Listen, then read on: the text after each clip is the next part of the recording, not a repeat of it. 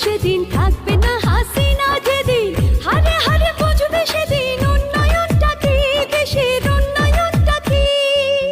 এখনো সময় আছে ঘুইরো না বিদেশের কাছে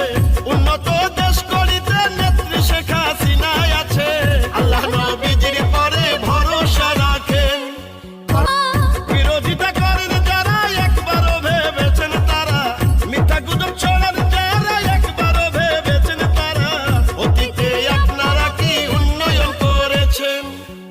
নাই রে বাংলাদেশ আর এখন অনুন্নতের তালিকায় শক্ত করে হাল ধরেছেন নেত্রী শেখ হাসিনায় মোদের নেত্রী ও বঙ্গবন্ধু সোনার বাংলার স্বপ্নটা